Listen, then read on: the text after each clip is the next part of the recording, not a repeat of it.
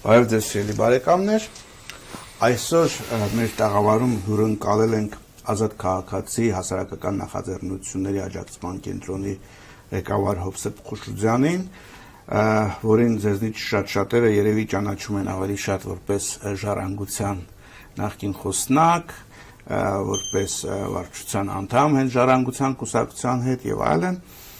եւ երկար տարիներ այս ռեժիմի դեմ ակտիվ պայքարող ուրեմն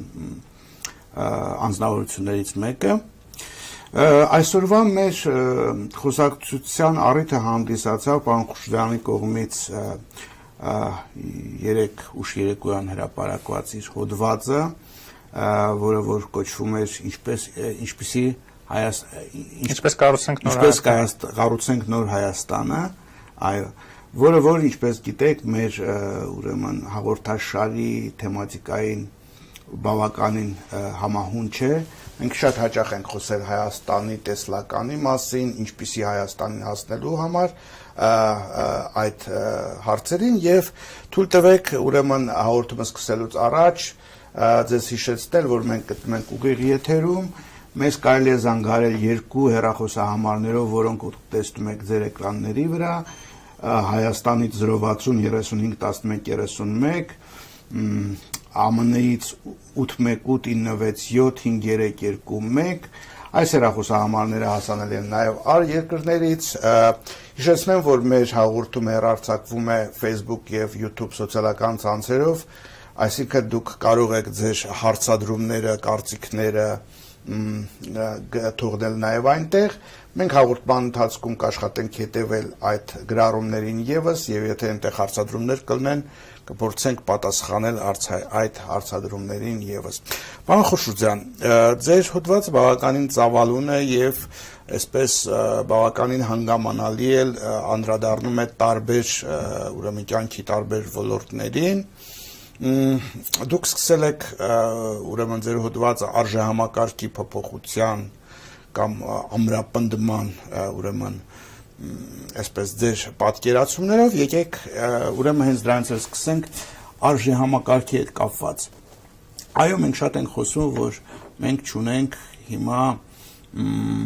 պատշաճ քարոզված եւ հասարակության կողմից այսպես լայնորեն ուրեմն որդեգրված արժեքային համակարգ, որովհետև հին արժեքային համակարգը խորհրդային միության տարիներից եկող ինքը ինչ-որ իմաստով փլուզվել է մասամբ հիասթափությունների պատճառով, հենց խորհրդային համակարգում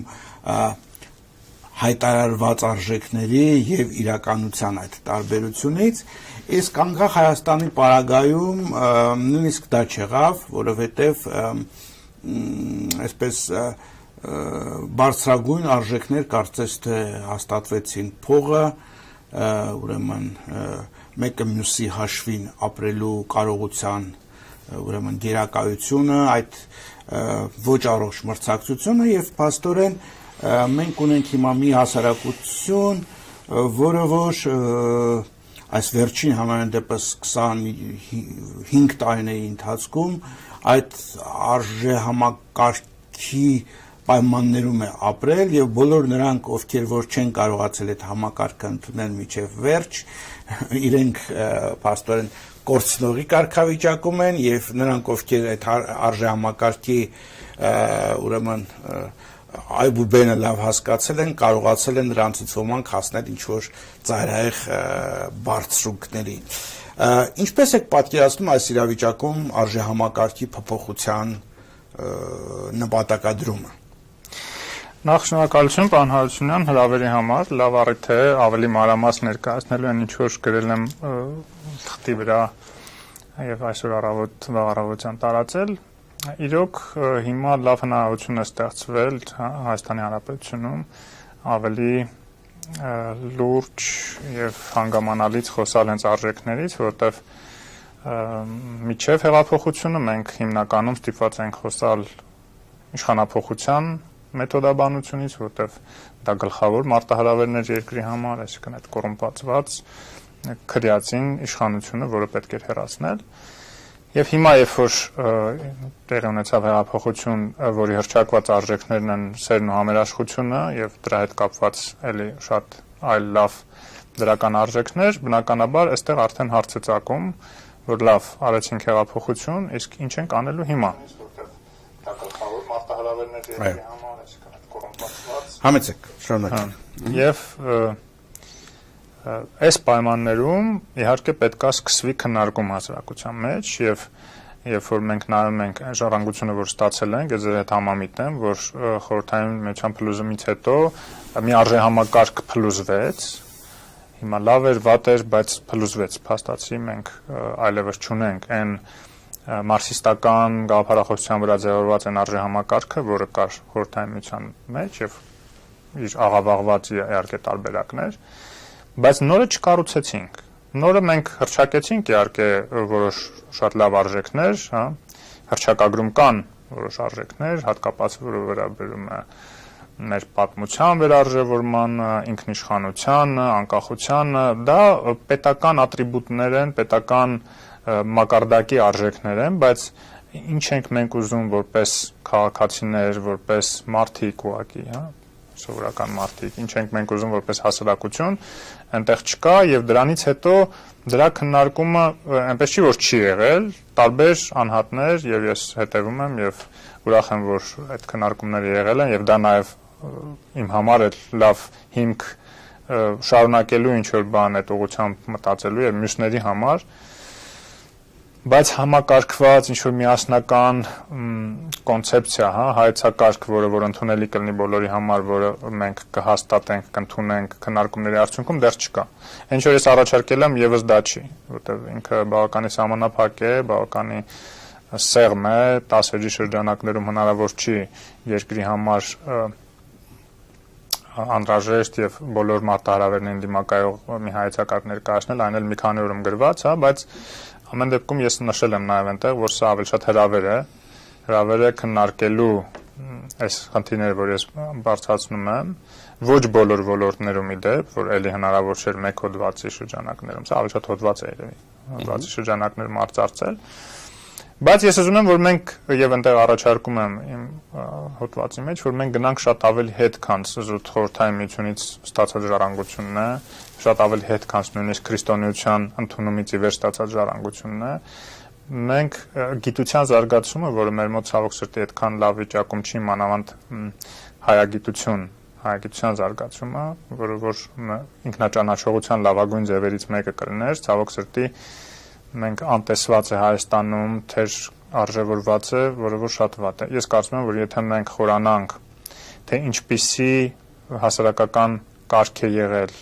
ինչպիսի մարդկային հարաբերություններ է եղել, թարապես տարածաշրջանում, հազարամյակներ առաջ, իսկ մենք տեսնում ենք որոշ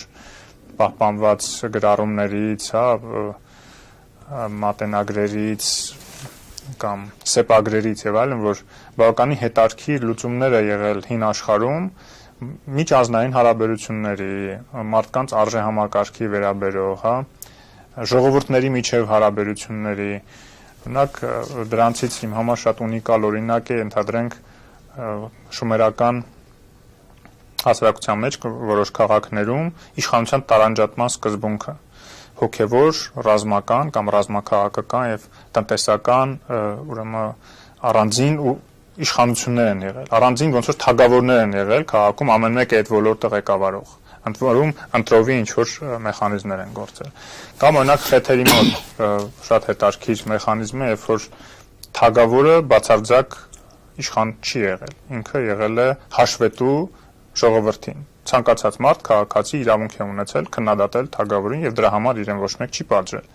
Այսինքն այսպիսի բաներ են եղել, իսկ դրանք իրենք էլ իրենց հերթին արգասիկ են դրանից առաջ եղած իմ կարծիքով հասարակությունների, որտեղ ընդհանրապես կենտրոնաձիգ իշխանություն չի եղել, համայնքային կյանք է եղել, հա, այդ համայնքային կյանքի ներսում եղել են ինչ որ արժեքներ, որոնց հիման վրա մարդիկ հարաբերվել են եւ մենք դա տեսնում ենք նաեւ Եվրոպայում, հա, գերմանական ցեղերի մոտ, կելտական եւ այլ պահպանված ուրեմն հիշատակումներ, հատկապես հունական գրականության մեջ մենք տեսնում ենք իրենք երբ որ պատմում են այդ ցեղերի կյանքի մասին, մենք տեսնում ենք բավականին ժողովրդավարական, ապակենտրոն, ցանցային ինչ-որ իմաստով նաև կառավարում է եղել, այն ինչ-որ իդեպ հիմա մեր հասարակությունները այս մոդեռնի դարաշրջանում, պոստմոդեռնին արդեն անցնող դարաշրջանում գալիս է դրան, որ այդ բացարձակ իշխանության գաղափարը կամաց արժեզրկվում է եւ լավ է որ արժեզրկվում է եւ գալիս ենք դեպի ցանցային կառավարում եւ դեպի անձի շատ ավելի մեծ ազատություններ, բայց նաեւ պատասխանատվություն, դեպի իշխանության ինքնին իշխանության արժեքի վերաիմաստավորում, մրցակցության նույնիսկ վերաիմաստավորում եւ դա միայն ես օթից չեմ վերցել, հա, Եվրոպայում կան այդ տրենդերը, որտեղ ասում են, որ մարդկանց պետք է դաստիարակել ոչ թե մրցակցության մեջ հաղթելու, ուրեմն այդ բանով, այլ համագործակցության մեջ ապրելու, ուրեմն արժեքներով, հա, որովհետև մրցակցությունը միգուցե ինչ որ բաներում լավ է, բայց պետք է հասկանանք, ինչումն է լավ։ Նույն դպրոցի պարագան, երբ որ ես արծարծում եմ, դպրոցում գնահատականների համակարգը հենց միտված է դրան։ Ինքը խրախուսում է ուժեղներին եւ պատժում է թույլերին եւ դրանով ինչ որ մրցակցություն է առաջանում, որ եւ ինքս էլ ես հիշում եմ, որ փորձում էի բարձր գնահատականների համար լավագույնը լինել եւ այլն եւ դա բերում էր մի տեսակ նաեւ այլ կերպ վերաբերվելու նրանց ովքեր թույլ են ավելի, նրանք ովքեր չեն հասցնում եւ դա էր դառնում արժեքը մարդու գնահատելու, որ շատ վտանգավոր է իրականում դա չի կարող լինել արժեք, որովհետեւ ամեն մարդ, ամեն անհատ ինքը անհատականություն է, ինքը մեծագույն արժեք է եւ մենակ նրա համար, որ ինքը օրինակ մաթեմատիկայից թույլ է, իսկ ասենք Hovsep-ը ուժեղ է, ինքը դրանից չպետք է իրան թերարժեքը զգա։ Դա նաեւ բերում է բուլինգին, այդ բուլինգի արմատները հենց դրանում է։ Այսինքն, երբ որ տարբեր երեխաներ իրենց տարբեր սոցիալական ստատուս արդեն այդ դրա հիման վրա, ուսման հիման վրա ձևավորված սոցիալական ստատուսը օգտագործում են, իրենց ավելի բարձր համարելով եւ բուլինգի ենթարկելով ավելի թույլերին կամ, ասենք, ինչ որ ֆիզիկական, ինչ որ փոքր թերություն ունեցողներին եւ այլն, հա։ Ինչքանով են այն ազգային հին ազգային ավանդական այդ կառավարման ձևերը կամ ինչ որ սկզբունքները տեղավորվում նոր տրենդների մեջ։ Դուք հպանցիկ ասացիք, որ հիմա Եվրոպայում կան այդպիսի տրենդներ եւս, որոնք որ տանում են այդ ուղղությամբ։ Արդյոք մեր ազգայինի մեջ կան որոշակի բանալիներ, որոնք որ կապված են մեր ազգային բնավորության, մեր ազգային ինքնության ինչ-որ յուրահատկությունների հետ, որոնք մենք անտեսում ենք եւ այդ անտեսումը բերում է որոշ խեղաթյուրումների։ Իհարկե կան եւ ես գտնում եմ ընդհանրապես, որ նորը լավ մոռացված հինն է։ Այն ինչ որ հիմա տեղի ունենում առաջադեմ աշխարհում, դա իրականում վերադարձ է նախա ժամանակների հումանիստական արժեքներին։ Ինչու եմ ես պնդում, որ այն ժամանակ շատ ավելի հումանիստական է եղել, հումանիստ են եղել մարդիկ, հա, քան հիմա, եւ հիմա առաջադեմ մարդիկ ձգտում են դրան նորից, որովհետեւ մենք ունենք հիշատակումներ, մենք ունենք պահպանված ավանդապատումներ, մենք ունենք էպոս, մեզ ամենահարազատը, հա, մեր էթնիկ ինքնագիտակցության նաեւ արտացոլանքը մեր Սասնա ծռեր էպոսն է, նույնիսկ տեսեք, ասում են, որ մենք ունեցել ենք աստվածների ինչ-որ բան, հա, Պլեյադա եւ այլն, Նեմրուդ Սարի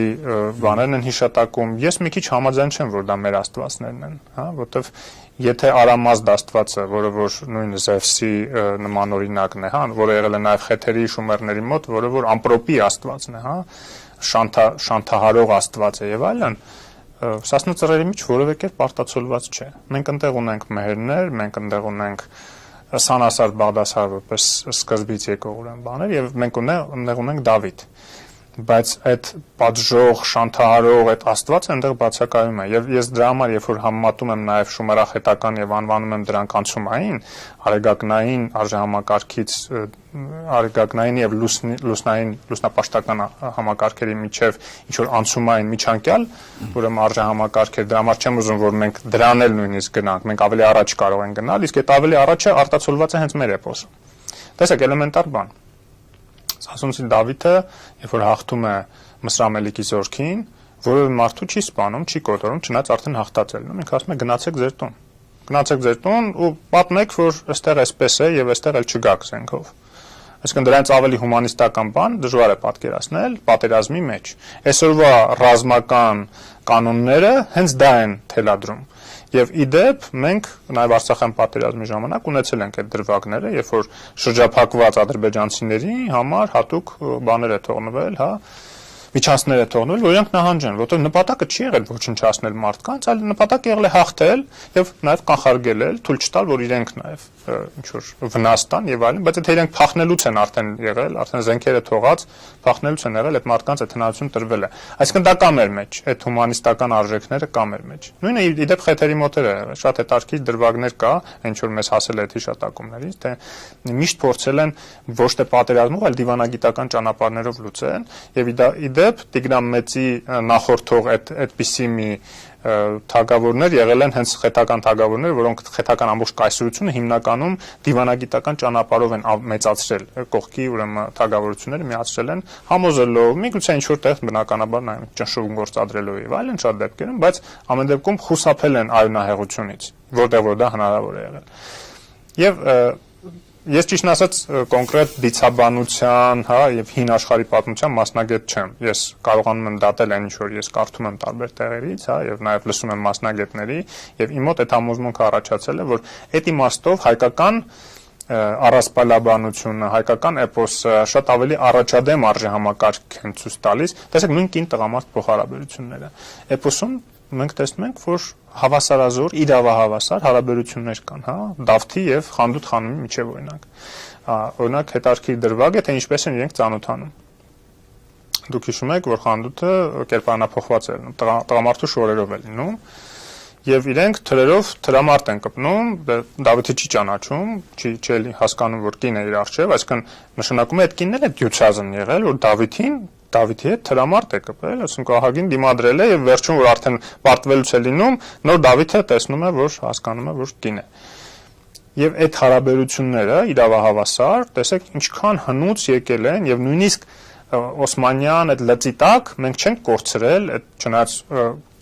կնոջ ուրեմն ճորտացումը երբ է սկսվում այդ օտար ազդեցությունները երբ որ սպառնալիք են երբ որ մարդիկ ընտանիքները փորձում են իրենց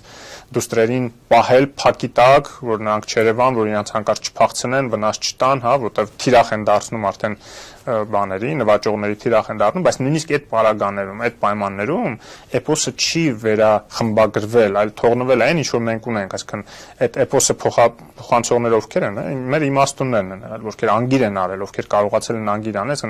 լավագույն ինտելեկտուալ պոտենցիալ ունեցող հիշողություն նշանակում հիշողություն դա գիտակցությունն է նույն ունեցող մարդիկ են եղել եւ այդ մարդիկ չեն խմբագրել եւ տեսեք էպոսը մեր բազմաթիվ էպոսների այսօրվա մի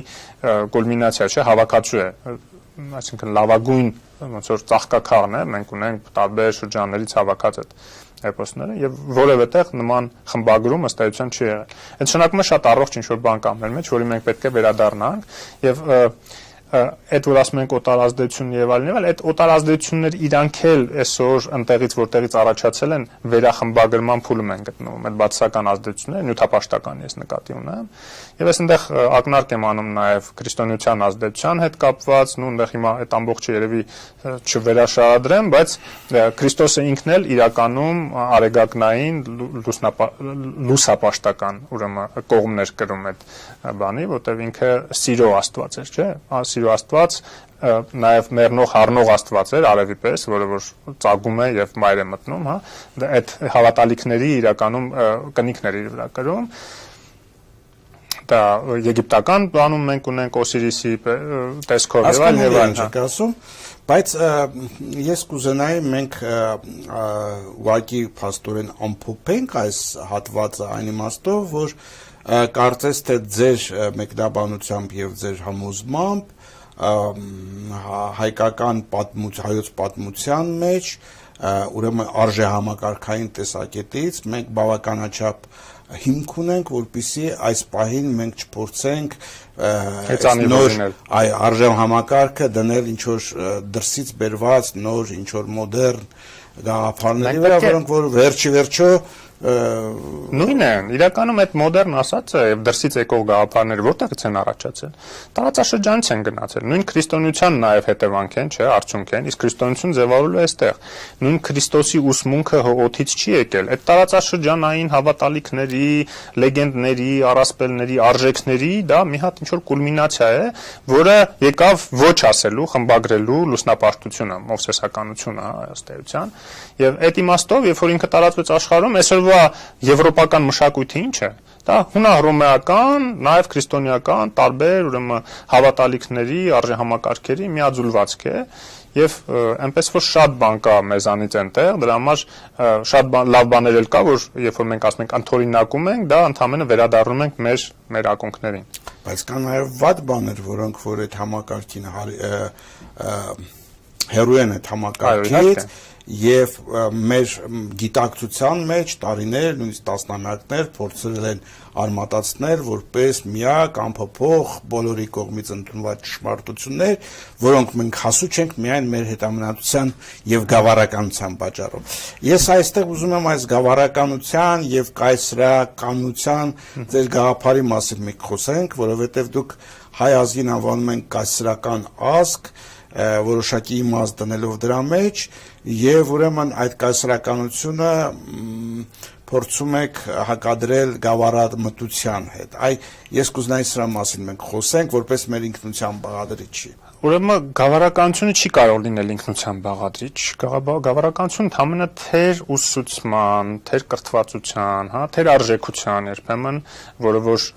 ոչ թե ինքնության խնդիր է, այլ հակառակ ինքնության աղճատման խնդիր է, ինքնության չզարգացվածության, ինքնության չբացահայտման, անձի սեփական ինքնության հետ հաշտուխահապ չապրելու հետևանք է գավառամտությունը։ Դրա համար դա չեմ կապում ինքնության։ Իսկ կայսերականությունը ինքնության հետ կապում է, որ զուտ նրանից թե մենք ինչպես ենք մենք դրսևորել, այսինքն դաշտային զուտ հետազոտությունների դիտարկումների արդյունքում, ինչպես ենք մենք մեզ դրսևորել հայերը տարբեր կայսերություններում եւ ինչպես ենք դրսևորում փակ տարածքում, փակ ազգային պետությունում, հա, ոնց որ Հայաստանում։ Ինչ եք ասում այդ կայսերականություն։ Կայսերականություն, նախ կայսերություն ասելով ես նկատի ունեմ նոր տիպի կայսերությունները, բնականաբար ոչ դասական իմաստով կայսրությունը ինչ է դասական իմաստով կայսրությունը նախ եւ առաջ կայսրը որը որ ղեկավարում է մի ամբողջ տարբեր երկրներին որին գերիշխում է որպես կայսր, հա։ Իսկ գերիշխանության տակ գտնվող երկրների ժողովուրդների բռնակալ է ինչ որ իմաստով, այո։ Չէ, բայց կայսրությունը ես նկատի ունեմ ավելի շատ մի միասնական, ռազմաքաղաքական, տնտեսական տարածք, որը որ միավորվում է ինչ որ սկզբունքների շուրջ, որը որ պարտադիր չէ ինչ որ մի անձի գերիշխանությունը։ Եվրոպական միություն։ Այո, նոր իմաստով դա Եվրոպական միությունն է, դա Միացյալ Նահանգներն է, հա, այնտեղ նախագահը կայսր չի, գերիշխող չի, բայց դա տիպիկ կայսրություն է։ Այդ գուցե ձեր կողմից այդ տերմինը օգտագործում այդքան էլ ճիշտ չի։ Այդ դեպքում ինչ օգտագործենք, այլ տերմին կարող ենք մտածել, բայց սա տիպիկ է այն իմաստով, որ այդ միասնական մեծ տարածքը, հա, եւ նաեւ հայկական գոյության փորձը տարբեր կայսրություններում մենք չենք կարողանա այլ օգտագործենք։ Իսկ ես ուզում եմ, որ դա օգտագործենք։ Դա տիպիկ է։ Մենք խոսենք այնուամենայնիվ հենց հայերի այդ կայսրություններում դրսևորման մեխանիզմների շուրջ։ Այդ դուք հետաքրքիր բան եք նկատել, որ տարբեր կայսրություններում, տարբեր ժամանակահատվածների պատմության մեջ հայերը միշտ իրենց կարողացել են ինչ-որ ուրույն ձևով դրսևորել։ Եվ դա դուք համարում եք ազգային ինքնության ինչ-որ յուրահատկություն։ Կամ ձևերից մեկը, որովհետև ազգային ինքնությունն էլ տարատեսակ կարող է լինել, հա, որտեղ ստեղ մենք գալիս ենք մրցակցության հարցին։ Այսինքն իրենք կայսրության ներսում մրցակցության մեջ միշտ հաղթող են եղել։ Եթե մենք քննադատում ենք մրցակցությունը, միգուցե դա այդքան էլ լավ չի, հա, այդ հարցն էլ առաջանում, բայց մի հատ քննենք դա։ Փորձենք հասկանալ նախ այդ պրոմեական կայսրությունները, հա, ամենամոտիկ եւ պատմական իմաստով մեզ հենց կողքներս եղած կայսրությունները, որտեղ առանձնապես սեգրեգացիա ազգային հողի վրա չի դրվել, այսինքն մրցակցելը զուտ անձնական հատկանիշների շնորհիվ ավելի հեշտ է եղել, եւ այնտեղ մենք ունեցել ենք մի ամբողջ հարստություններ, հա, կայսրական հայկական հարստություններ։ եթե ոչ նույնիսկ կեսը մոտ ինչ որ տեղ կարդացի նույնիսկ կեսը կայսրների հայկական ծագում են ունեցել։ Բյուզանդական կայսրության մեջ այո։ Այո։ Հիմա բայց դա չեն եղել հայկական կայսրներ, դա եղել են բյուզանդական կայսրներ, բայց իրենց հայկական ինքնությունը իրենց թույլ է տվել այդ մրցակցության մեջ այնպիսի հաջողությունների հասնել, որ լինելով փոքրամասնություն, ազգային փոքրամասնություն կայսրության մեջ, բայց իրենք հասել են այդ բարձր դիրքերին։ Վերցնենք ռուսական կայսրությունը, այնտեղ փակ է եղել նման աճի հնարավորությունը միջև կայսր դառնալը բնականաբար, որտեղ այնտեղ ուրիշ մեխանիզմներով են կայսրները ձևավորվել, հա, կայսրան չի ընտրվել կոպիտ ասած, նաև հեղաշրջումների դեպքում եթե նույնիսկ եղել է մեր ուրեմն պալատական կամ երկու տարբեր հարստությունների էլի ռուսական հարստությունների մեջ է եղել, նայել ռուսականը պայմանական է մի քիչ այնտեղ ունենք վարյագներ, հա, Ռուրիկևիչները, որոնք վարյագ են եղել, ռուսական ծագումնաբանությամբ երևի քիչերն են եղել այնտեղ, ընդհանրապես հետո եվրոպական խառնուրդներ են եղել, նույնը Հայաստանում է եղել, արշակուններ եւ այլն, ասենք հայկական ծագումնաբանությամբ շատ քիչ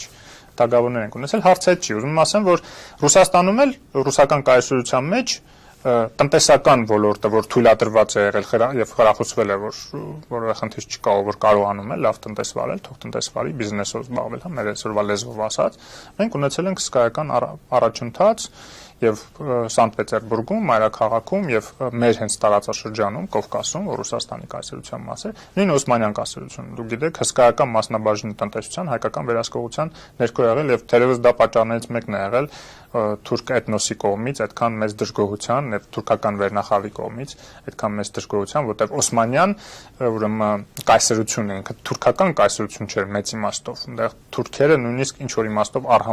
արհամարված են թուրք էթնոսը, թուրքերեն խոսելը, թուրքին, գիտեք, ասենք անվանում էին երկրորդ կարգի որպես մարդ։ Նույն ձևով ոնց որ ասենք քրիստոնյաներին եւ այլն եւ այլն։ Նախ կար Օսմանյան էլիտա, որը որ համարում էր, որ իրենք հենց բարձրագույն դասներին արաբական գիրով եւ այդ կրոնով եւ այլն։ Բայց նույնիսկ այդ պայմաններում հայերը հսկայական ուրեմն տնտեսական ազդեցություն տեր են դարձել, լինելով մեծ խիստ փոքրամասնություն նաև Օսմանյան կայսրությունում, հա։ Եվ չթվարկենք, հիմա էլ որ նայում ենք այս նոր մոդեռն կայսրություններում, իրենց փոքրաթվությամբ հանդերձ նույն Ռուսաստանում, նույն Եվրոմիությունում եւ Միացյալ Նահանգներում, տեսեք, Միացյալ Նահանգներում երկրորդ կամ երրորդ ամենաազդեցիկ լոբիստական ուրեմն կառույցը հայկական կառույցն է, չնայած ընդամենը 1 միլիոն հայ կա, ու ասում են 1.5-2, ես չեմ կարծում, նույնիսկ 1 միլիոնն է մի քիչ ուռճացված թիվ, բայց այսինքն այն մարդիկ նկատի ունեն, որոնք ընդունում են, որ իրանք հայ են, այլ ոչ թե որ ինչ որ հիշում են ծագումով ձեր հետևությունները դրանից շատ լավ։ Մենք իմ կարծիքով այդ մրցակցային դաշտը, որտեղ որ տարբեր ազգերի, ժողովուրդների, տարբեր մշակույթների բազմազանության մեջ հայերը իրենց շատ ավելի լավ են զգում, քան փակ տարածքում։ Եվ լավ են զգում ինքնադրսևորվելու, լավ են զգում սոցիալական եւ տնտեսական եւ տարբեր այլ ցանդղակներով վեր բարձրանալու առումով եւ մենք պետք է ինչ-որ լուծում գտնենք մեր համար, հա, Հայաստանի ներսի համար, որովհետև մենք ամեն դեպքում ազգ պետություն ենք, ազգային պետություն ենք եւ այստեղ է որ տալիս են որոշակի հնարավոր լուծումների տարբերակներ, որ մենք պետք է բացվենք դեպի տարածաշրջան ամենակարևորը, մենք պետք է բացվենք դեպի այլ ժողովուրդները։ Այս փակ սահմաններ իրականում ճիշտ է թուրքերն են փակել, այս կողմից էլ ադրբեջանցիներն են պատերազմը եւ այլն, բայց ինչ որ իմաստով մեր մտածողության միջի եղած փակ սահմանների հետևանք է դա, որովհետեւ ես կարծում եմ, որ եթե մեր մտածողության միջից դա դուրս գա, մենք այս նույնիսկ այս սիրո եւ համերաշխության հեղափոխության արժեքները եւ հեղափոխությունը արժեքային կարող ենք արտահանել, որ մեզ համար շատ դրական հետևանքներ կարող է բերել աշխարհաքաղաքական, հա, նույն Ադրբեջանի վրա օրինակ մեր, եթե դա տարածվի իդեպ ինչ որ իմաստով այնտեղի առաջադեմ մարդիկ ուզում են ընդօրինակեն իրենք էլ իրենց մոտ են ուզում փոխեն իրենց դիկտատորին, իրենց ավտոկրատին եւ այլն, բայց դա նաև եթե արժեքների միջոցով մենք կարողանանք փոխանցենք, որը ունիվերսալ կդառնա տարածաշրջանի համար, որը որ մեր ինքնությունից բխող արժեքներ են, բայց նաև օտար չեն տարածաշրջանի համար, որտեղ այստեղ ժողովուրդներն էլ մեծ մասամբ այդ էթնոսների ժառանգներն են, ինչքան էլ թուրքական էթնոս եկավ խառնվեց եւ այլն, բայց այսօր զուտ գենետիկ առումով երևի նայենք ադրբեջանցիները ամենամոտիկն են մեր գենետիկ առումով, մշակութաբանական առումով էլ ինչ որ իմաստով եւ այլն եւ նույնը վստահ եմ թուրքերի մի ահագին հատվածը կամ իրանցիների կամ պարսիկների վերջին գենետիկ հետազոտությունները նույնիսկ ցույց տվեցին, որ հայերի մեջ 20-25% միջև պարսկական գենետիկա կա, հա։ Եվ էլ չեմ խոսում վրացիների, որ հսկայական հայկական զանգվածներ են ուղղակի ձուլվել Վրաստանում։ Այսինքն կա այդ ընդհանուր դաշտ ստեղծելու, արժեքային դաշտ ստեղծելու ոչ նյութապաշտական բնականաբար հենքով այդպիսի դաշտ ստեղծելու հնարավորություն, եւ եթե դու ես դա առաջարկում, եւ դու ես առաջարկում համատարած խաղաղության, ներդաշնակության եւ համագործակցության, ուրեմն դաշտ ստեղծելու առաջարկ քեզանից է գնում եւ այդ մթնոլորտը դու ես ուզում տարածես, բնականաբար դու նաև քո անվտանգային միջավայրն ես դրանով բարելավում, այսինքն հարևան ժողովուրդները չեն դիտում քեզ որպես մի օտար մարմին, որը որ բոլորին նայում է վերևից կամ վախեցած աչքերով, որ բոլորը թշնամի են, բոլորը պոտենցիալ ուրեմն ցեղասպանություն անող են եւ այլն, նման պայմաններում դու եթե այդպիսի մտածողություն ունենաս, դու ինքդ քեզ իզոլացնում ես տարածաշրջանից եւ էապես վատթարացնում ես քո անվտանգային միջավայրը, որը որ զուտ զենքով եւ զուտ քաղաքական միջոցներով ապահովելը դրա դեմ եւ այդ անվտանգության խնդիրները լուծելը շատ ավելի բարդ կլինի։ Դժվար է իհարկե ձեզ հետ չհամաձայնվել, որ եթե հնարավորություն լիներ Թավշյա հեղափոխության գաղափարաբանությունը այսպես տարածել տարածաշրջանի վրա եւ կոնֆլիկտային խնդիրները փորձել այդ ճանապարհով լուծումները գտնել, դա իհարկե նոր մոտեցում է, բայց մենք այս պահին կարծես թե դեռ մեր հասարակության մեջ միջև չենք հաղթահարել այդ խնդիրները լուծելու հարցը եւ չնայած եղել են որոշակի փոփոխություններ, այնուամենայնիվ ես հակված եմ մտածելու, որ մենք եւս մեկ անգամ մեր պատմության մեջ կանգնած ենք մի իրավիճակի առաջ, որ երբ որ փոփոխությունը մեզնից ավելի առաջ է ընկնում եւ հասարակությունը պատրաստ չի լինում այդ փոփոխությունները ոչ միայն իմաստավորելու, այլև որոշակի ճանապարհ անցնելու մասով։ Այդ դուք ասեցիք, որ երկար տարիներ օրակարգում ձեր մոտ եղել է հենց իշխանափոխության մեթոդոլոգիայի հարցը, իշխանափոխության հասնելու խնդիրը, իշխանափոխությունը հիմա տեղի է ունեցել գոնե մասամբ, այնքան որ կարծես թե հետադարձ ճանապարհ արդեն չի երևում, բայց այս պահին մենք չունենք Հայաստանը կառուցելու որևէ այսպես սեղանին դրված պատրաստ մեթոդոլոգիա կամ ասենք գոնե մի քանի ծրագիր, որոնց մեջ ժողովուրդը կարողանա որոշակի ընտրություն կատարել եւ հասկանալ թե ինչ ճանապարհով է գնում։ Ձեր հոդվածի մեջ դուք մի քանի կետ եք վերցրել եւ փորձել եք դրա վրա մի փոքր կանգ առնել։ Ես ուզում եմ դրանցից մի քանիսի վրայով մենք արագ անցնենք։ Դուք խոսում եք ազգահավաքի եւ ընդհանրապես այստեղ դեմոգրաֆիկ խնդիրների լուծման ճանապարհների շուրջը, դուք խոսում եք կրթությունը փոփոխելու եւ նաեւ ուրեմն տնտեսական եւ աշխատանքային հարաբերություններին անդրադառնալու հետ կապված ձեր մոտեցումներով։ Ես կուզենայի այս 3 հարցին մենք առանձին մոտենանք։ Այն որ ուրեմն բնակչության թիվը մեզ մոտ արտագաղթի պատճառով բավականին պակասել է եւ մենք հիմա ունենք դեպոպուլյացիայի ռեալ վտանգ, ակնհայտ է եւ բազմիցս է բարձրաձայնվել այդ մասին։ Այո, որն է ձեր առաջարկած լուծումը այս խնդրի։ Տեսեք, առաջնայինը իհարկե այդ գավառամտության փոփոխությունն է, երբ որ փակ տարածքում վախերի շրջանակ է ձևավորվում բոլոր ասպեկտներով, հա, ինչ որ թեր կրթվածություն, չիմանալը բերում է նրան, որ նաև իդեպ արտաքին ազդեցությունները շատ իմաստով, որոնք որ խթանում են այդ վախերի ուռճացում, բերում են նրան, որ մի մեծ զանգված մարդկանց, որոնք այլ կերպ են մտածում, ավելի ազատ են եւ այլն, սկսում են խեղդվել ուղղակի այս միջավայրում, այս մթնոլորտում սկսում են։ Այ ինչից, որն է այդ խնդիրը։ Այդ ինչ փակեր են, ինչ վախեր են։ Այդ վախերը Ինչ եք այդ վախերը ռեալությունից կտրում եւ համարում, որ դրանք մտածածին են։ Դրանք մտածածին են, իմ կարծիքով, որովհետեւ տեսեք, ամենակարևոր վախը, անվտանգային վախը, որ կախված է ցեղասպանության հետ, հա, որ թուրքերը ասենց ուրեմն ատամները սրած ուղղակի սպասում են, երբ է Ռուսաստանը ձեռ քաշելու մեզանից ու իրանք հարձակվեն ու բոլորից կոտորեն։ Ինչ-որ այսպիսի մի մտահոգություն կա ժողովրդի մոտ, որը բերում է նրան, որ նույնիսկ հիմա, երբ որ արդեն հասկանում են ռուսական վտանգը, Ռուսաստանից կախվածության վտանգը, այն որ Ռուսաստանը ուղղակի մանիպուլացնում է մեր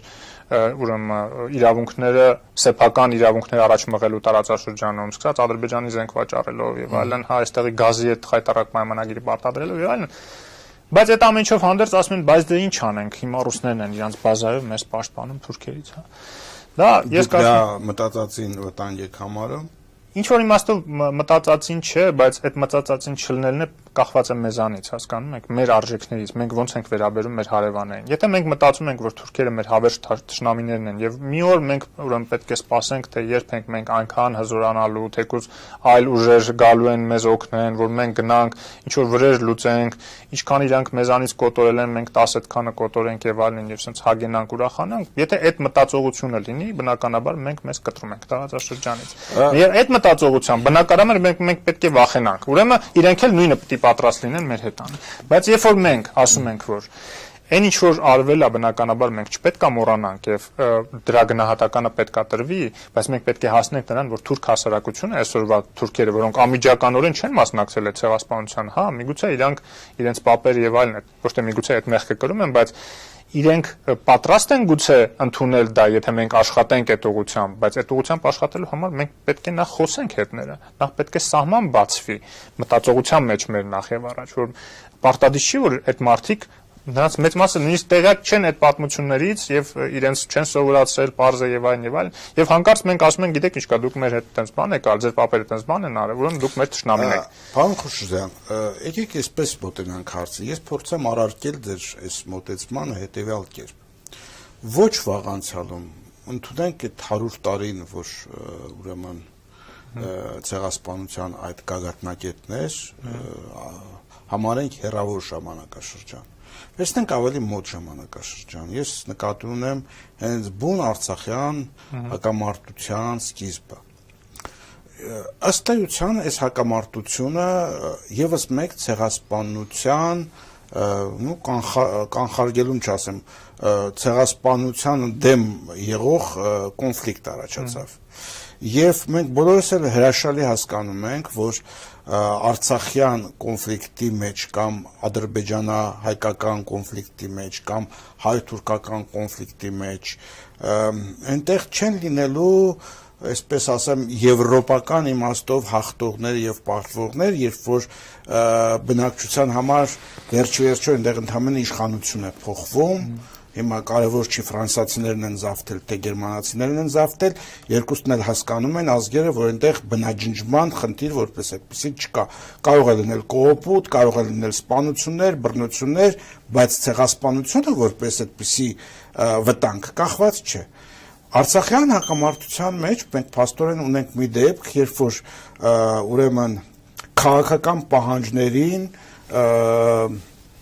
ի հակադրություն եղան ցեղասպանական գործողություններ։ Ո՞վ արեց այդ ցեղասպանական գործողությունները, ժողովուրդը։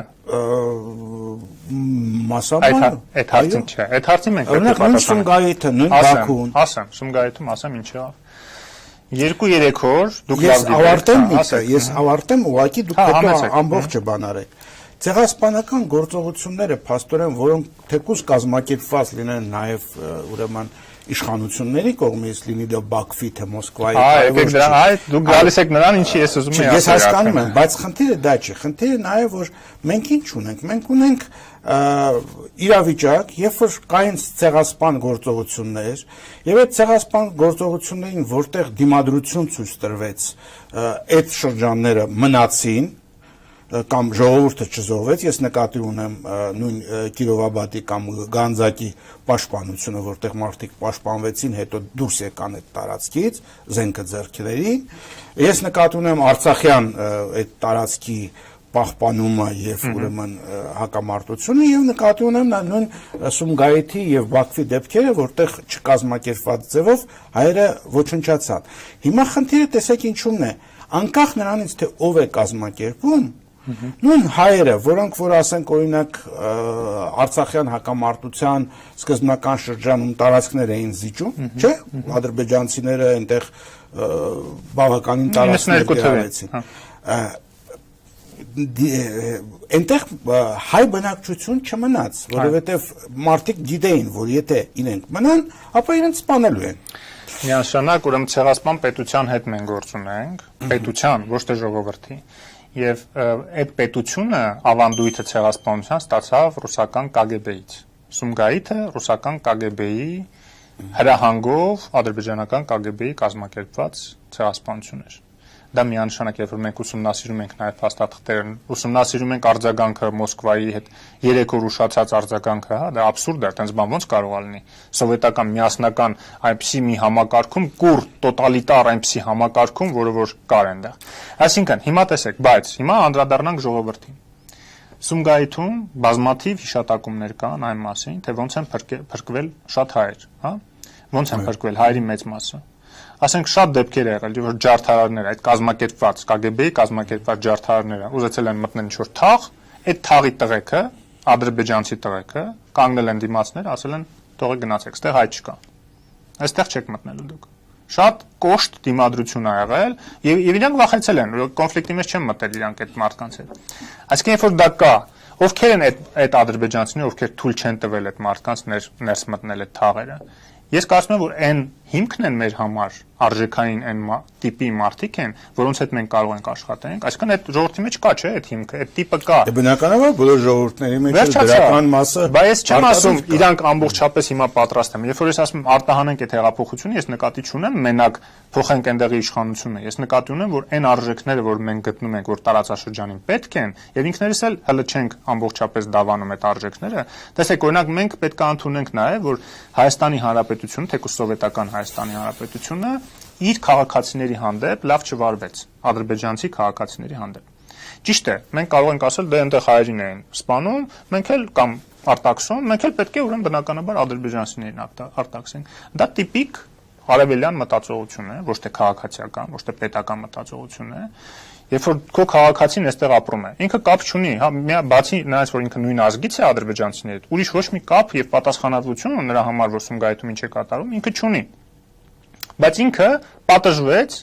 ընդհանուր ինչ որ սկզբունքի ելնելով, ազգային ուղղակի պատկանելիության սկզբունքից ելնելով։ Հիմա մենք կարող ենք ասել, որ գիտեք, եթե իրանք մնային, կդառնային գործակալները այդ մեր թշնամի պետության եւ այլն, դա նույնիսկ սովետական միության ժամանակ էլ,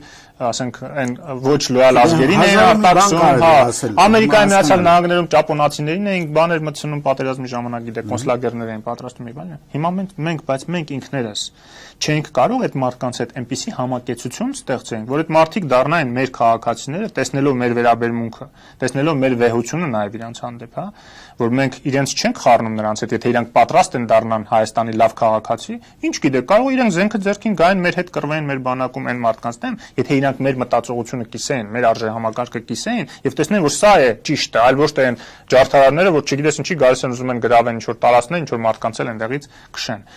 Ես այդ եմ ասում, եթե մենք այդ արժեհամակարգը կարողանանք մեր համար նախ ձևակերպել ուժեղ արժեհամակարգ, մենք տեսեք բազմաթիվ այդպիսի օրինակներ կան, երբ որ ազգային փոքրամասնությունները, կրոնական փոքրամասնությունները փայլուն քաղաքացիներ են դարել տվյալ երկրի։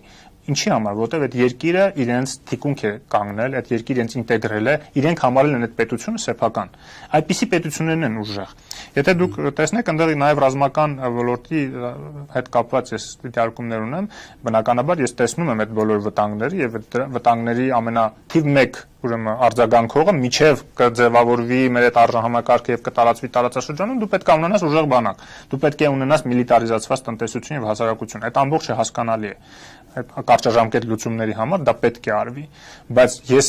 արժեքների մասին երբ որ խոսում ենք տարածաշրջանային մակարդակով, երկարաժամկետ է, հո մենք 100 տարի չենք կարող մշտապես թշնամության մեջ, ատելության մեջ եւս 100 տարի ապրել թուրքերի հետ, ինչա թե ասենք ժամանակին իրանք այդպիսի մի վատ բան են արել, իրենց պապերը այդպիսի վատ բան են արել, եթե մարդիկ ընդունեն դա, եթե մարդիկ ընդունեն, որ մենք ազատ ելումուտքի իրավունք ունենք, գնանք եւ տիրապետենք նաեւ այն տարածքները ոչ թե որպես պետական միավոր, դա քիչ հավանական եմ համարում, բայց եթե միասնական, ես այնտեղ գրել եմ, հա, այդ միասնական փոքր կայսրության տարբերակը, որ փոքր ժողովուրդների հետ միասին կարելի է կազմել, նաև այնտեղի բնակվող քրդերի եւ այլն, եթե ինչ որ մի օր այդ հնարավորությունը առաջանա Թուրքիան անկախատեսելի գործընթացների բան կարող է դառնալ, զոհ կարող է դառնալ, բայց ամեն դեպքում հիմա էլ այն ժամանակ ինչ պետք է անենք, հիմա էլ պետք է գնանք քրդերին այնտեղից փորձենք ինչ որ դեպորտացնենք, որ այդ տարածքները ազատեն գնանք, այնտեղ ապրենք, այդ անհնար եւ աբսուրդ ուրեմն նպատակներ է, բայց մենք պետք է ազատ ելումուտք ունենանք այդ տարածքներ, մենք պետք է կարողանանք այնտեղ ապրել, մենք պետք է կարողանանք այնտեղ տնտեսվարել, Շփվել նաև այնտեղի այսօր ապրող բնակիչների հետ եւ երբ որ այդ սահմանը չլինի մեր եւ այդ մարդկանց միջև մեր ուղեղում չլինի այդ սահմանը բոլոր այդ խնդիրները ինձ թվում է առանց որևէ մեծ դժվարության կարելի կլինի լուծել։ Այսինքն դուք համակերպվում եք այն մտքի հետ, որ ինչ որ մի պահի պետք է ուրեմն գիծ քաշել պատմության ինչ որ էտապում, անկախ նրանից արդար է, անարդար է, հայկական է, ոչ հայկական է, վերջի վերջը չէ, ինչն է սնում, ասենք, մեր ազգային գաղափարախոսության որոշ, ասենք, գործիչների կամ նրանց գաղափարները, այն, որ կատարվել է պատմական անարդարություն, մարդկանց վտարել են իրենց տարածքից, ուրեմն խաթարել են նրանց խաղաղ դարավոր այնտեղ այդ տարածքում ապրելու, մշակույթ ունենալու, արարելու իրենց իրավունքը եւ պարզապես դուրս են վռնդել, եկել են տեղը ապրել են։ Հիմա այդ անարդարությունը վերականգնելու ճանապարհ կարծես թե դուք չեք նշում։ Ուրեմն տեսեք, եթե իմ ասած արժեհամակարգը դոմինանտ լիներ հայ ժողովրդի մեջ Արևմտյան Հայաստանում 15 թվականին, չէր կարող լինել ուղղակի ոչ մի ցեղասպանություն։ Երբ որ արդարությունից խոսում ենք, մենք պետք է հասկանանք ինչ բան է արդարությունը։ Այսինքն, եթե դու չես դավանում բարձրագույն արժեքները, եթե քեզ համակել է նույն ուրեմն նյութապաշտությունը, եթե քեզ համակել է վախկոտությունը, այսինքն տարական մարդկային քաջությունը բացակայել է ցավոք սրտի բացարձակ մեծամասնության մեջ մեր բնակիչների։ Եթե դու պատրաստ ես եղել զոհաբերել քո երեխաներին, իսկ դուք գիտեք, որ մենք հարյուրամյակներ շարունակ մամելիքացություն ենք տվել, չէ՞, դե հարկ ենք տվել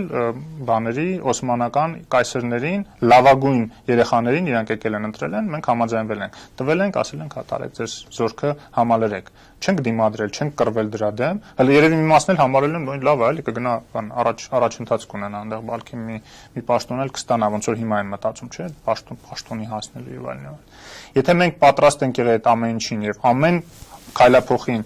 չենք դիմադրել ու հետո դրանց եթե տեսել են որ դու անատամ ես, դու չես դիմադրում, դու այդքան բանից հետո էլ դու հանդգնում ես ու ուզում ես ինչ որ պահի երբ որ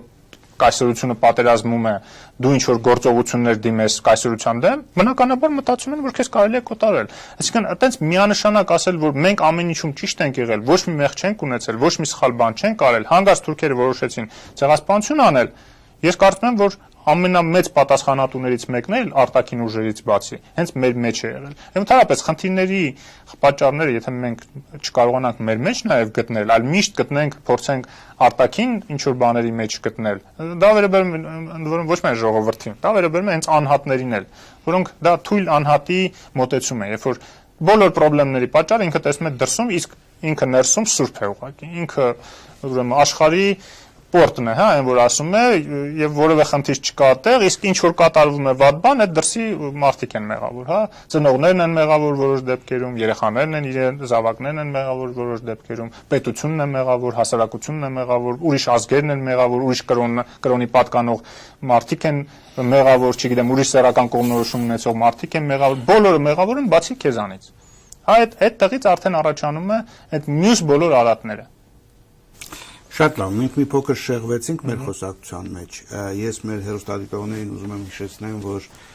մենք զրուցում ենք ուղիղ եթերում Հովսեփ Խուրշուդյանի հետ եւ մեր հաղորդմանը կարելի է զանգահարել հիմա, եթե դուք նայում եք այս հաղորդումը YouTube-ով կամ Facebook-ով Հայաստանից 060 35 11 31 ԱՄՆ-ից 818 967 532 հեռախոսահամարներով Եվ ես ուզում եմ մենք հիմա պարոն Խուրշուդյան ձեզ հետ միասին այնուամենայնիվ մի փոքր ավելի շատ խոսենք նոր Հայաստանը կառուցելու մասին։ Դրա ամենակարևոր հանգամանքներից մեկը դուք տեսնում եք ազգահավաքը, այսպես կասել, բնակչության հավաքը տարածաշրջանում, այսինքն ներգաղթի կազմակերպումը։ Սրա հետ երևի շատերը կհամաձայնվեն, բայց այդքան էլ իրատեսական չեն համարի, քանի որ մենք այստեղ հնարավորություն չունենք, կարծես թե պետականորեն պայմաններ ապահովել այդքան մարդկանց ներգաղթի համար։ Այդպես է արդյոք, թե ոչ, եւ ինչ պետք է արվի դրա համար ըստ ձեզ։ Այդպես չէ, պայմանները միշտ կարելի է ապահովել, եթե կա ցանկություն, եթե կա պետական ռազմավարություն։ Իսրայելը պատերազմի մեջ գտնվելով նույնիսկ չի դադարել ներգաղթի քաղաքականությունը վարել։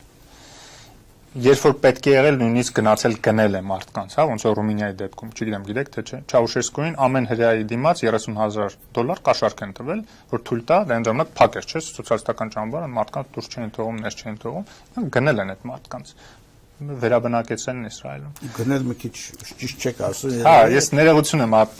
խնդրում են մարդկանցից ում վերաբերում է դա, բայց փաստացի տենց է ստացվում, հա։ Ուզում եմ ասեմ, որ այդ հնարավորությունը կա, եթե շատ փրկագին է վճարը։ Փրկագին, այո, շնորհակալություն ուղղելու համար, հա։ Հիմա տեսեք, եթե կա այնպիսի արժեհամակարգ Հայաստանում եւ տարածաշրջանում, բայց հատկապես հələ սկսենք Հայաստանից, որը որ մարդկանց համար այնպիսի պայմաններ է ստեղծել, որը մարդու համար հարիր է, արժանապատիվ է, որպեսզի ինքը ապրի։ Ես հատուկ բարեկեցիկ բառը չեմ շեշտում, որտեղ բարեկեցության տարբեր մարդիկ տարբեր բաներ են հասկանում։ Եթե մենք նույնիսկ ապահովենք, որ ինչ որ մարդիկ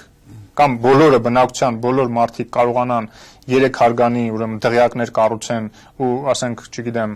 Porsche քշեն ամենաթանկ մակնիշի, միևնույն է, մենք դրանով էլ չենք կարողանալու գայթակղել, ես վստահ եմ, մեր արտագաղթած շատ մարդկանց, որ գան կամ մեծամասնությունը։ Ես կարծում եմ, որ այնպիսի արժեհամակարգ պետք է ստեղծվի, որ իրենց համար գայթակղիչ լինի, որը նյութապաշտության վրա չպետք է լինի, այսինքն այնպիսի մարդկային հարաբերություններ պետք է փոխադարձ հարգանքի հիման վրա հիմնված հարաբերություններ պետք է կարողանանք ձևավորել Հայաստանում, պետությունը այնպիսի հոգատարություն պետք է դրսևորել յուրաքանչյուր քաղաքացու հանդեպ եւ այլն, որ սա դառնա այնպիսի մի կղզյակ, որ նույնիսկ այլազգիները ուզենան գան այստեղ ապրեն, ելուր մնաց հայերը չուզենան։ Պարոն Խուրշուդյան, երբ որ ասում ենք արժեհամակարգի ձևավորում եւ այլն, դա շատ վերանցական է հնչում։ Դուք նոր օգտագործեցիք պետությունը պիտի կարողանա։ Այսօր արդյոք դուք համարում եք, որ արժեհամակարգի ձևավորման հիմնական պատասխանատվությունը կրում է պետությունը։ Ոչ, բացարձակ։ Ես ասացի, որ դա հետևանքներից մեկն է լինելու, որ պետությունը հոգատար վերաբերմունք ունենա քաղաքացիներին։ Ինչպես է ձևավորվում այդ արժեհամակարգը։ Քաղաքացիները, մտածող քաղաքացիները պետք է այդ դիսկուրսը տարածեն իրար հետ, խոսեն, պայմանավորվեն, տարածեն, խոսեն հրապարակայնորեն, համոզեն բոլորին, դա մտցնեն կրթական համակարգ, դա մտցնեն։ Արդյոք դա իրատեսական մեթոդ է արժեհամակարգ տարածելու համար։ Արդյոք արժեհամակարգը ավելի հեշտ չի նույն պետության քարոզչամիջոցներով, կրթության որոշակի մեթոդաբանությամբ։ Ես ասացի կրթություն մտցնելը, բայց դա պետություն ասածը նաև անհատներ են, հասկանում եք, այս գործողությունները։ Եվ հետո, երբ որ հաջորդ ընտրություններին մենք փոխում ենք իշխանությունը կամ ասենք փոխվում է իշխանությունը ներկայացնող մարդը, նա ասում է, գիտեք ինչ կա, այս դրույթները ինձ այդքան էլ դուր չեն գալիս կամ մասամբ են դուր գալիս, ես ուզում եմ սրա մեջ մտցնել սա, այսինքն ինչպես է հասարակությունը ձևավորում իր արժեհամակարգը ձուն հավից, հա, առաջնային որն է։ Հիմա հասարակական պահանջ պետք է լինի այդպիսի իշխանություն ձևավորելու, որը կգա եւ նույն այդ կրթական համակարգում կմտցնի այդ փոփոխությունները։ Հասարակական պահանջը ձևավորում են էլի անհատները, հասարակական ուժերը, քաղաքական ուժերը։ Չկա իհարկե, բա ինչի համար եմ ես խոսում, ինչի համար են այլ մարդիկ խոսում, խոսում ենք, որ ձևավորենք այդ պահանջը։ Ձևավորվի, այսինքն եթե դուք հիմա գտնում եք այս հաղորդման արդյունքում կամ հոդվածի հրապարակման արդյունքում եւս մի քանի տասնյակ համախոհներ, որ ձեզ նման են մտածում, դուք ինչ որ ձևով դա ինչպես եք դա հետո ներկայացնելու հանրության, ինչպես եք դա պարտադրելու, ու չասեմ պարտադրելու, երևի համոզելու, ինչպես եք համոզելու, որ այդ արժեքային համակարգն է, որ պիտի աշխատի։ Դուք հիմա մրցակցության, փողի, չձևավորված տնտեսության եւ ուրեմն այսպես չգործող տնտեսության պայմաններում ապրող Հայաստանի քաղաքացի եք։ Ամենակարևորը, որ այն մարդիկ ես այդքան շատ բան իմ վրա չեմ կարողանա վերցնել, որ ինքս նման բան անեմ, որտեվ կան ինպես մտածող բազմաթիվ այլ մարդիկ, բոլոր այդ տիպի մարդիկ մտածող նաև տարբերություններ ունեցող, այնպես չի էլի եմ ասում, որ այն ինչ որ ամեն ինչ ես ասում եմ, ես վստահ եմ, որ 100% ճշմարտություն է, այդ քննարկումների միջոցով ինձ էլ ինչ որ բաներ կարող է համոզեն, ես միշտ բաց եմ, հա, նոր մտքի ավելի ճիշտ գաղափարների հանդեպ, բայց այդ մարդիկ պետք է խոսեն, պետք է անընդհատ խոսեն, պետք է խոսեն միասին, իրար հետ քննարկելով, պետք է խոսեն իշխանավորների հետ, պետք է խոսեն Facebook-ում, իսկ դա էլ լավ գործիք է արդեն նաև հանրային դիսկուրսը տարածելու եւ այլն, եւ ես կարծում եմ, որ հնարավոր կլինի ձևավորել նման պահանջարկ, այլ ճանապարհ ուղղակի չկա։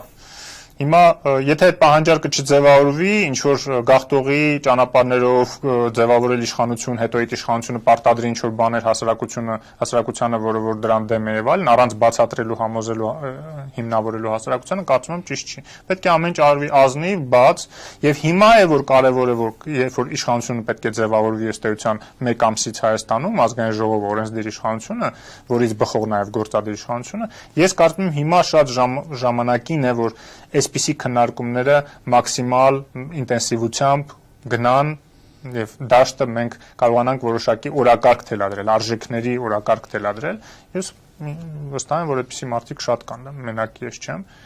Շատ լավ, այդ դեպքում մենք մնանք հիմա գաղափարների դաշտում, չխոսենք դրա մասին, թե ինչպես պետք է արմատավորել։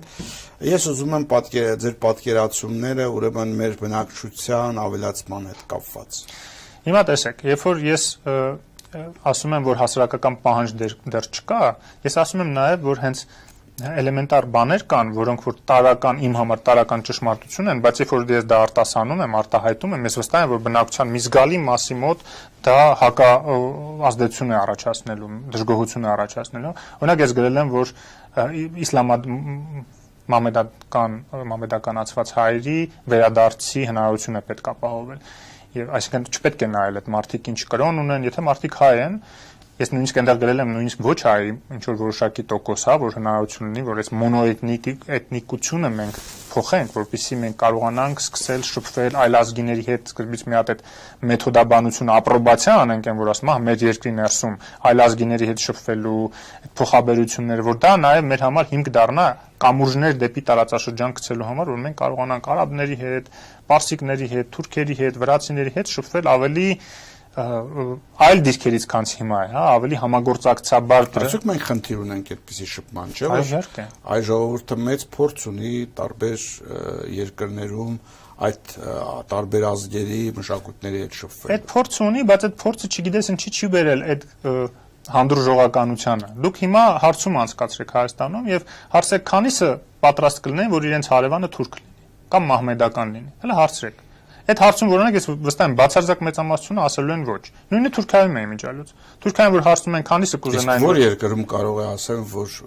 ուրեմն եվրոպական երկրներում բացարձակ այդ հարցին կզարմանան ուղղակի մեծ մասը բնակչության համենայն դեպս։ Հիմա է որ ներգաղթի արդյունքում ինչ որ տոկոսային խավ կա, որ պոպուլիզմի այդ վախերի էլի ուռճացման հիմքով զարգացնում են այդ դիսկուրսը։ Բայց իրանք մեծամասնություն որովհետև իրենք չունեին այդ խնդիրը, երբ որ խնդիրը առաջանում ունեին, բայց այսպիսի ալիքով միանգամից ուրեմն լծված, այսպես ասենք, հա ներգաղթած մարդկանց զանգված չունեն, բայց այդ խնդիրը բոլորն է ունեն։ Բելգիայում չկային, միջև հիմա ուրեմն ներգաղթածներ կամ ներգաղթել են եւ նո շատ նորմալ են նայում, ոչ մեկ վտանգը չի տեսնում, այդ մարդիկ ինտեգրվում են, իրենք համարում են իրենց բելգիացի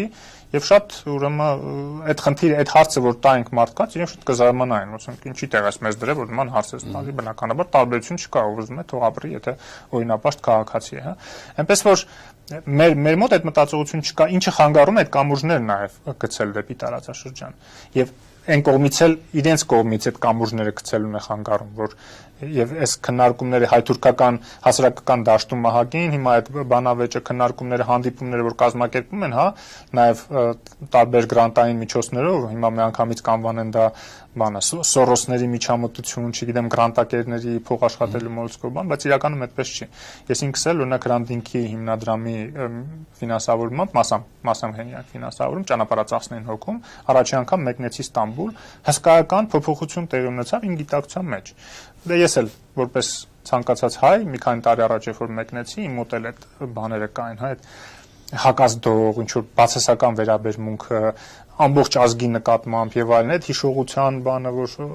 փոքրուց ասենք կարդացել ենք եւ այլն, բայց երբ որ ես այնտեղ հայտնվեցի եւ տեսա այդ մարդկանց վերաբերմունքը օտարների հանդեպ, հայերի հանդեպ, իմիջիալից ձեզ հետաքրքիր բան ասեմ, իմ մոտ այն տպավորություն է, որ այլազգիներից ամենալավը հայերին են վերաբերում Թուրքիան, չգիտեմ ինչի է այդպես, միգուցե նաեւ ինչ որ մասի մոտ մեղքի զգացողությունն է թե ինչ է, բայց այդ փաստ է, իմ համար դա գոնե փաստ է։ Ինչ եմ ուզում ասեմ, որ նույն այդ մահմեդական հայերին Հայաստանում տեղ չտալու ժամանակին դու գիտեք, նաև հնարավորություն եղել է եւ համշնահայերը եւ տարբեր Միջին Ասիայից մամեդականացած հայեր եւ այլն ուզեցել են Հայաստան գալ, իրենք ուղղակի իրենց թույլ չեն տվել։ Ուդիներն են ուզեցել Հայաստան գան, դուք գիտեք այդ պատմությունը կոտորածներից հետո Ադրբեջանում, ամբողջ գյուղեր ուտի ովքեր են, հայերեն խոսացող առաքելական եկեղեցու հետևոր, բայց այլ կովկասյան ծագումնաբանություն ունեցող, նույնիսկ իրենց չթողեցին, վրացիները, որ ընդհանրապես կապ չունեն այդ մարդկանց, թույլ տվեցին, որ գնացին Վրաստանում բնակվեցին, Հայաստանը թույլ չտվեցին։ Այդ մտածողությունն էր մեր մոտ եւ հիմա էլ կա ցավոք սրտի, որ երևի մտածում են, որ այդ մի քանի հազար ուտիները պետք է գան, այստեղ բազմանան, սա Հայաստանը գրավեն, հայերին է քշեն։ Այդ պրիմիտիվ սուտ մտածածին վախերը դա պետք է մենք կարողանանք հաղթահարել։ Միջև չկարողանանք հաղթահարենք, ոչ տարածաշրջանային մեր անվտանգային միջավայրը կարողանանք փոխել։ Ես դժվար կհամաձայնվեմ ձեզ հետ, որովհետև դա իր բացատրությունը ունի, նաև երևի հայ ազգի իր փոքրաթիվությունը որոշակի լրացուցիչ ինքնապաշտպանական բնազդներ առաջացնում։ Հենց այդ նրանից է, որ մեր մոտ քաղաքական ազգը դեռ չի ձևավորվել, քաղաքական ազգի մտածողություն չկա։ Էթնիկ ինչ-որ գավառում ծվարած, ինչ-որ փոքրիկ, ինչ-որ մի հատ խմբի մտածողություն է։ Եթե դու մտածում ես կայսերական կատեգորիաներով, եթե դու մտածում ես քաղաքական ազգի կատեգորիաներով, դու ուրեմն որևէ խնդիր չունես նախադրյալը քաղաքական ազգի կատեգորիայով Իմ կարծիքով ունենք եւ ես դրա ապացույցը եմ ասում, այնտեղ որ բերում եմ, տեսել եմ նրանում, որ հայերը շատ հաջողությամբ, շատ մեծ հաճույքով ապրում են եւ այլ ազգիների մեջ եւ այնտեղ արդեն որևէ խնդիր չունեն, որ իրենց հարևանը մահմեդական լինի, օրինակ մերձավոր արևելքում, ապրող հայերը։ Եվրոպայում ապրող հայերը վստահ են որևէ խնդիր չունեն, որ սևամորթ օրինակ լինի իրենց հարևան եւ այլն։ Այսինքն բավական է մի քիչ շփվեն կողքի մարդկանց հետ, տեսնեն, որ այդ վախերը մտածածին են, որովհետեւ այդպես խնդիր չկա, ընդհանրապես շփում են պետք։ Մեզ այդ շփումն է պակասում։ Ինչի են հայերը սիրում արտասահման մեկնել եւ այլն։ Աղասի Այվազյան լավ խոսք ունի, ասում են մեր հայերին պակասում է շփումը եւ մեծ ցանկություն կա տեսնելու, գնալ տեսնելու եւ դրսերը գնալու այդ բանը նպատակ հենց տեսնելու իմաստ ունի, որ ուզում են տեսնել ինչ կա աշխարհում, հա, աշխարհաճանողության ձգտումը այդ շատ լավ է, որ հայության մեջ կա։ Եվ նաեւ մյուս տիպի, ասենք, մշակութաբանական նաեւ սերտ կապեր ունեցող հայերի հետ կապեր ունեցող ազգեր եւ այլն, որոնց հետ մենք կարող ենք, ելի եմ ասում, ես հույս ունեմ, որ ինչ որ մի համադաշնություն վաղ թե ուշ կձևավորվի ազատ շուկայով, մեծ տնտեսությամբ, որը որ նաեւ ինչ որ առավելություններ է տալիս գլոբալ աշխարհում տիրող մրցակցայնությանը, քանի դեռ այդ մրցակցայնությունն է հիմքերի հիմքը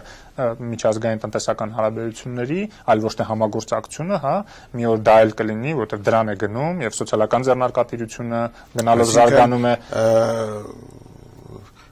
Այդտեղ մենք անելիք չունենք, մենք պիտի փաստորեն համակերպենք, թե ինչպես է ամբողջ աշխարհը զարգանում։ Չէ, բայց չէ, մենք ինքներս փորձենք առաջարկել նման փորձենք, բայց քանի դեռ այդ կանոնները աշխարհում կան, մենք միանգամից Հռոմի պապից կաթոլիկ չլինենք, միանգամից այդ դրոշը բարձրացնենք եւ հրաժարենք մրցակցությունից, երբ որ խաղի կանոնները դա է, մենք հայտնենք հարվածի տակ։ Ես հաղորդման վերջում կուզենայի մենք մի փոքր ավելի հանգամանորեն կանգ առնենք հենց այդ տնտեսական աշխատանքային հարաբերությունների մասի վրա, որի մեջ հիմա մենք քննարկում ենք փաստորեն մրցակցության դինել չլինելու հարցը։ Իրականության մեջ ինչպիսին եք տեսնում դուք նոր Հայաստանի տնտեսական կառուցվածքը հարաբերությունները, ֆորմացիան իսկ ասեի։ Գիտեք, այստեղ էլ չի ուզենա շատ իզմերի հետևից ընկնել, բայց գալ դեպի արմատական արժեքները, աշխատանքի հանդեպ վերաբերմունքը, փողի հանդեպ վերաբերմունքը, այսինքն աշխատանքի նպատակը որն է։ Միջև այսօր ընդունված է, որ աշխատում են մարդիկ փող աշխատելու համար, իրենց գոյությունը կարողանան պահպանել, այսինքն աշխատանքը զուտ դա վաստակելու, գումար վաստակելու միջոց է։ Եվ դրա համար պատրաստ է ցանկացած աշխատանքի մարդ եւ դա նորմալ է։ Այդ թվում մեխանիկական աշխատանքի, հա։ Ռոբոտի տեղ մարդ կարող է կանգնի այդ ռոբոտի գործը անի, մի հատ տեսակ բան է, գործողություն է անում, մարդուն բթացնող մի գործողություն, բայց ինքը կարող է 8 ժամ կանգնել ինչ-որ մի հաստոցի առջև եւ կատարել այդ գործողությունը, որը իրեն ոչինչ չի տալիս, ոչ ստեղծագործական աճ, ոչ ֆիզիկական ինչ-որ բարելավում ֆիզիկական տվյալների, հա, որևէ բան, որևէ լավ բան չի տալիս։ Ես կարծում եմ, որ մարդու արժանապատվությանը հարիր չէ նման աշխատանքով զբաղվելը եւ դրա գիտակցությունը վաղ թե ուշ պետք է գա։ Բայց իհարկե, եթե մարդը այլ ելք չունի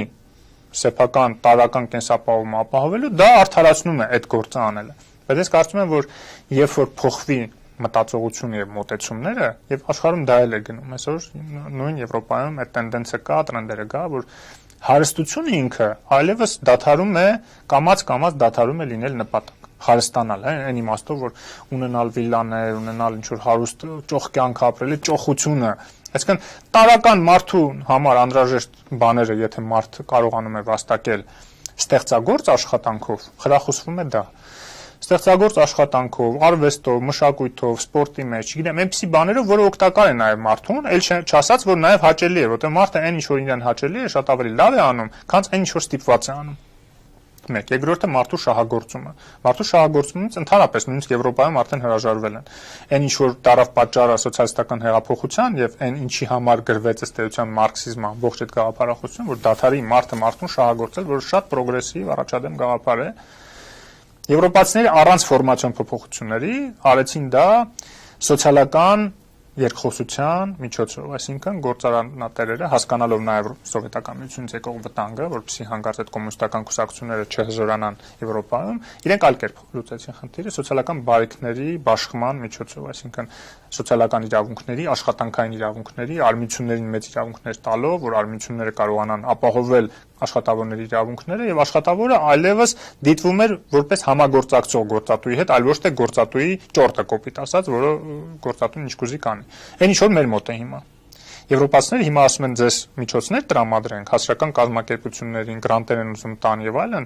որպեսզի այդ աշխատանքային իրավունքների գիտակցությունը մեր մոտ զարգացվի, արմիությունները զարգացվի։ Երևի դա է Սորոսի ուշք ու միտքը գնում է, որ ուրեմն Հայաստանում աշխատավորները իրանք իրենց իրավունքները պաշտպանեն, այլ ոչ թե իրանք զգան ճորտի պես, որ իրանք ասեն, գիտես, չկա, դու այս ընտրությունները, որ այսքան մարդ չբերես, քեզ գործից կհանեմ կամ ես ինչ, ոնց որ մենք ձայնագրություններ լսեցինք, հա, այդ ՍԱՍ-ի հայտնի ձայնագրություններ, որ արտացոլանքն են այն մեր ներքին աշխատանքային այսպես կոչված հարաբերությունների, որ այսօր կա գործատու աշխատող միջև։ Դա պետք է հաղթահարվի բնականաբար։ Դա պետք է հաղթահարվի այդ գիտակցության զարգացման միջոցով, բայց ամենակարևորը ելի եմ գալիս դրան, որ դա Եվրոպայում նույնիսկ դեռ չկա, ես հույս ունեմ, որ կլինի եւ գնում է դրան կրեատիվ հասարակության, մշակութային հասարակության, հենց համարեք դա ֆորմացիա, բայց դա ավելի շատ հասարակության տիպն է, գիտեք, ինդուստրիալ, կար ագրարային հասարակություն, հետո դարձավ ինդուստրիալ, հետո հետինդուստրիալ, հա, կախված նրանից թե արտադրության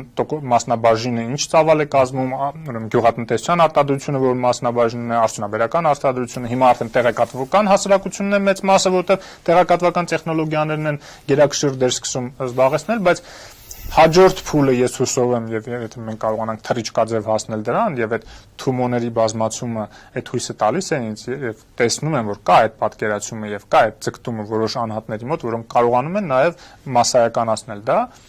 ուրեմն հնարավոր է ստեղծարար հասարակություն մտնել Հայաստանի համար շատ ավելի կարճ ժամանակում նույնիսկ եթե մասսայաբար մարդիկ սկսեն աշխատել ստեղծարարորեն այսինքն ոնց որ իրենց ինքնությանը հարիր է մարդը ով է մարդը արարիչ է այն որ ասում է արարիչը ստեղծել է իր սեփական նմանօրինակով հա նույնիսկ եթե մենք կրոնական մարդ չենք բայց այդտեղ ինչ որ ճշմարտություն կա այսինքն մարդը արարող է ստեղծագործ է դրա համար մարդը պետք է այնպիսի աշխատանք տանի որը իր ինքնությունը նաև բացահայտելուն, ինքնազարգացման, ինքնակրթմանը, կատարելության հասնելուն նպաստի։ Իսկ եթե դա չկա, նա մարդը չի զարգանում։ Ուղղակի մեխանիկական աշխատանք է չխառնել ֆիզիկականի հետ, հա, ֆիզիկական աշխատանքը շատ եւ արժանապատիվ է եւ օգտակար է շատ դեպքերում եւ որևէ խնդիր չկա, ասենք գյուղատնտեսությունը մանավանդ հողի հետ աշխատանքը ֆիզիկական, դա նույնիսկ ոչ միայն առողջարար է ֆիզիկապես, այլ նաև հոգեպես, այդ ուրիշ թեմա է, ուզում ասեմ, որ այդ գիտակցությունը երբ որ չլինի, որ մարդը ինչ որ նվազագույնի կարիք ունի ընդամենը նյութականի, որ իրեն ապահովի եւ գեր ինչ որ նյութական բարիքները երբ որ չդառնան գագաթնակետ մարդու համար ինչ որ գեր նպատակ, այդ արժեքները եթե փոխվեն եւ ավելի ոգեղեն արժեքները դառնան մարդու համար կարեւոր, դա այդտեղ արդեն մեծ ֆինանսական բաներ պետք չի, ոգեղեն արժեքների համար ընդամենը այստեղ պետք է ինչ որ բան փոխվի, դա լրիվ բավարար է։ Շատ լավ, մենք խոսեցինք փաստորեն նոր Հայաստանի ձեր տեսլականի շուրջը, որը հիմնականում ես փորձում եմ ամփոփել դա արժեհամակարգի փոփոխության արդյունքում պիտի լինի, արժեհամակարգի փոփոխությունը մենք մեթոդ երևի չառաջարկեցինք համայն դեպս բացի ձեր կողմից քարոզչության, փոխադարձ համաձայնության եւ փոխադարձ այսպես շփումների միջոցով նոր արժե համակարգի հետ սերմանման Կներեք մի բան էլ ավելացնեմ այդ մեթոդի մեջ, որը շատ կարևոր է, արվեստը, մշակույթը, գիտությունը, եթե մենք զարգացնում ենք, մանավանդ այսօրվա ժամանակակից արվեստը հսկայական հնարավորություն են, հատկապես ստեղծարար արվեստը հսկայական հնարավորություն են տալիս մարդու լավագույն ներքին այդ մղումները բացահայտելու, ուրեմն զարգացնելու ինքնության այդ հատվածը հատկապես զարգացնելու եւ բացահայտելու, որը որ ինքնին արդեն կարող է այդ ճանապարհներից մեկը լինել, բացի այն քարոզչությունից։ Այստեղ ես մի բան եմ ուզում ավելացնել ձեր ասածին, որ այո, պետք է համաձայնվել, որ մի քիչ երկարաժամկետ, ուրեմն ժամանակահատվածի մեջ ակնհայտ է, որ տրենդը համաշխարհային ուղղվածությունը տանում է դեպի նրան, որ ուրեմն հասարակությունը գնում է դեպի ռոբոտացում, այսինքն մեխանիկական տիպի եւ ընդհանրապես աշխատանքի մեծ մասը դառնում է ավտոմատիզացված, աշխատանքի հետ չկապված եւ այստեղ խնդիր է առաջանում մարդկության նյութական բարիքների բաշխելու, ուրեմն այլ մեխանիզմներ ստեղծելու խնդիրը, ինչպես գիտեք, Շվեյցարիայում նման ուրեմն հարցախույզ անցկացրեցին, թե արդյոք կցանկանային, որպեսզի անկախ աշխատելուց մարդիկ ստանային, ասենք ամսական որոշակի գումար, որը որ ուրեմն շատ երկրներում երազանքային գումար կարող է լինել, անգամ այսպես 8-ժամյա կամ 12-ժամյա աշխատանքի պարագայում, եւ բնականաբար խնդիր է առաջանում, թե ինչով պիտի զբաղվի մարդկությունը, եթե ինքը չունի իր ամենօրյա, այսպես հացը ուրեմն ձեր ասած մեխանիկական աշխատանքով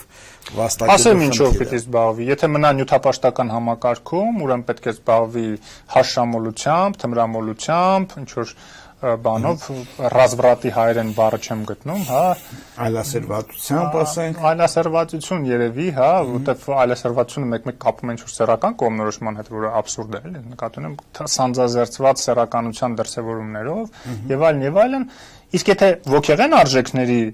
դաշտ գնա մարդկությունը, ուրեմն կզբաղվի ստեղծագործությամբ, այն ինչ որ իրան հարիր է, ստեղծագործությամբ, արվեստով, մշակույթով, գիտությամբ, որտեղ ճանաչողությունն էլ կարևորագույն մեր մղումներից, լավագույն մղումներից է ճանաչողությունը, որը որ չի կարող ավարտվել դպրոցով կամ համալսարանում։ Ամբողջ կյանքը մարդ պետք է ճանաչողության մեջ լինի եւ դա հսկայական պոտենցիալ է իր մեջ պարունակում, շատ ավելի մեծ պոտենցիալ, նույնիսկ ամենա վատ կրթություն ունեցող մարդու ճանաչողական process ավելի մեծ արդյունք կարող է բերել, քան եթե իրեն դնես ուրեմն հաստոցի կողք ասես այդ մեխանիկական գործը արա։ Արդյոք Հայաստանը դեպի այդ ճանապարհը գնալու կարճ ուղի ունի, թե մենք պիտի անցնենք բոլոր այդ էտապները մինչև հասնենք նման մտածողությամբ եւ նման իրավիճակի։ Ես չեմ կարծում, որ պարտադիր է բոլոր այդ էտապները անցնել, թռիչքաձև զարգացումները եւ փոփոխությունները հնարավոր են, եթե այստեղ խոսքը, ճիշտ խոսքը տեղ հասնի եւ իր դերը ունենա, եւ ելի եմ ասում, ես հուսով եմ, որ մեր այս Թավշյա հեղափոխությունը այդ հնարավորությունները բացում է, մանավանդ հիմա արդեն տեղեկատվության փոխանակումը ցանցային ռեժիմով շատ ավելի հեշտացել է, դու կարող ես մի ստատուս գրել եւ որոշում կայացնողը դա կարդա եւ դա իր վրա ազդի եւ ինքն էլ սկսի մտածել այդ ուղղությամբ, դա շատ կարեւոր է, երբ որ նաեւ ուղիղ ժողովրդավարության համար շատ օգտակար գործիք է այդ իմաստով Facebook-ը, իր բոլոր բացասական նաեւ կողմերով հանդերձ այդ աղբը, այդ հայրախոսությունը, որ հիմա շատ տարածված է եւ այլն եւ մեծամտությունը եւ այլն տարբեր բաներ դրսևորումներ մարդիկ հնարավորություն են ստանում զանգվածայնացնել, հա, մասսայականացնել, որ էլի բացասական բան է, բայց հիմնականում ինչ որ դրական բաներ կա, որ այդ գործիքների կիրառմամբ հնարավոր է ավելի արագ այդ ճանապարհը կտրենք անցնենք, մանավանդ եթե լավ գաղափարներ է, հայերը բաց են լավ գաղափարների համար, մնում է ուղղակի այդ հնարավորությունը տալ եւ շնորհակալություն, որ դուք այդ հարթակը նաեւ տրամադրում եք նման էփելու այդ գաղափարները էփելու համար։ Ես ուզում եմ շնորհակալություն հայտնել ձեզ մեր հաղորդմանը մասնակցելու համար, հուսանք այս գաղափարները արձագանքներ կգտնեն մեր հասարակության մեջ, բոլոր տիպի արձագանքներն էլ կարծում եմ օգտակար են այս գաղափարները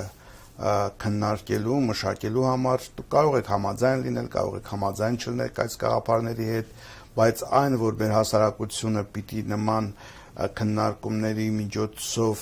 հանգի այն տեսլականին, այն երկրին, որը պետք է կառուցվի, ես կարծում եմ հիմա ավելի քան արդիական է եւ մոտակա ազգային ժողովի ընտրություններից առաջ մենք բոլորս երևի պիտի պատկերացնենք, թե դեպի ուր ենք ուզում գնալ։ Շնորհակալություն ձեզ եւս մեկ անգամ, իսկ մեր հեռուստադիտողներին մաղթում եմ ամենայն բարիք եւ մինչեւ նոր հանդիպում։